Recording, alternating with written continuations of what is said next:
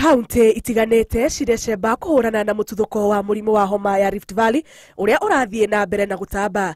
Nginyagia na riu andu gakundi ne makuite na thirikari cia kaunti ikambia kugathika mitaratara ya kwigitira.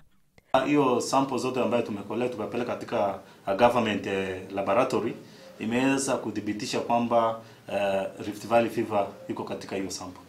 Out of the sample space ambayo tumecollect ilikuwa zaidi ya 100 and something. 106, and out of 106 a good chunk of number ilikuwa na positive reflection on mambo ya Rift Valley fever. Leo kaunti ya Isiolo egiretie uthĩnji ona wendia wa mahiũ kuma na kuingira kaunti-ini iyo.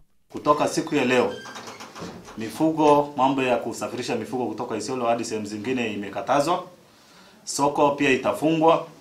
Slaughterhouse zote pia zitafungwa kwa siku 14 mpaka tudhibitishe maradhi haya kiwango ambacho imekuwa. Ikinya riu ona kuri uguo ni igutha kuri endia a nyama Isiolo makiuga matina heo notithi. Saizi hakuna mtu anajua ni kwa nini kumefungwa, ni notice tunasoma kwa mlango na ukielezwa hakuna kitu unaelezwa hata juu yako ama nini. Ukirudi kwa kazi mahali ulikuwa unakuta wana customers wanakuambia nyama zitangua ziko na ugonjwa. Endia a mahiũ ono marakaya tondu aria marakinyitie Isiolo matire na gwa kuhira mahiũ mao.